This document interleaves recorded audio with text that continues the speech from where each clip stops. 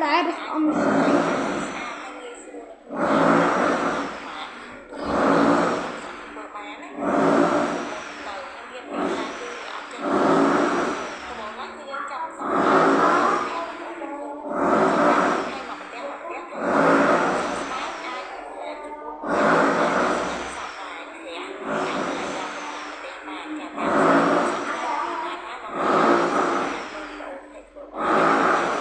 حتى دي ملاح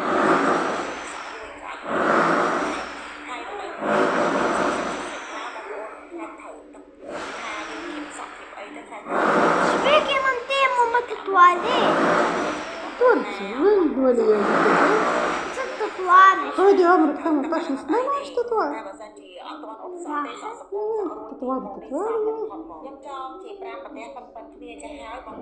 انت متنجمش توصلي لي بالطمشت ហើយគឺយើងសិតអាឡូងចឹងអាឡូងស្អាតចឹងហ្មងតោះឥឡូវយើងចាប់ដើមធ្វើគឺយើងយកប្រទេសទី1យកវែងពាក់កណ្ដាលចេះមកឲ្យចំពាក់កណ្ដាលមកហើយគឺយើងគៀបប្រទេសទី2ទុកយើងចងប្រទេសទី1ជាមួយនឹងប្រទេសទី3បន្តមកទៀតគឺយើងហែកសក់បងប្អូនម៉ូតនេះគឺត្រូវតែចងបដាហែកបដាចាំទៅដល់ក្រោមមិនហែកទេណាអត់ទេហើយពេលដែលយើងម្លែកសក់ជា2ហ្នឹងគឺយើងពុះជា2ពាក់កណ្ដាលត្រឹមហ្មងដើម្បីឲ្យការហែកសក់ចេញមកប៉ុនគ្នាស្អាតនេះបងប្អូនហែកឲ្យទៀងទៅអត់ចេះមកចាគឺជឿថាអ្នកណាដែលគាត់អត់ចេះធ្វើ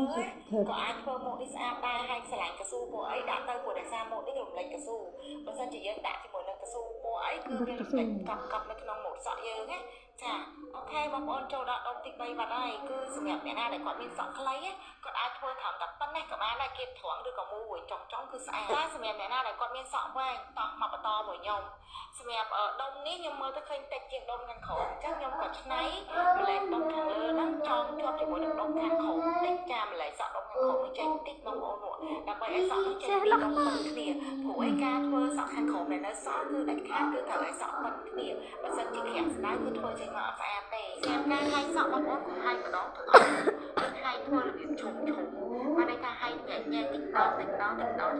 ផ្លិតចាក់កន្លែងណាចងចាប់កន្លែងហ្នឹងទៅបើសិនជាសក់វែងចងដល់ក្រោមគិតតែស្អាតទៀតអូយមកនេះស្អាតពេញមួយថ្ងៃបងប្អូនចាំមើលថាមិនដឹងពេលខ្ញុំធ្វើឲ្យទៅចប់តែស្អាតប៉ុណ្ណាចាំបងប្អូននៅថាសាប៊ូជូនគឺមានប្រវត្តិសាស្ត្រថៃជាមួយនឹងបងសក់នេះបងសក់ហ្នឹងយើងអាចដាក់តាមកំប៉ុងក៏បានហើយយើងរីកបរិញវាបានតាមចិត្តហ្មងពេលយើង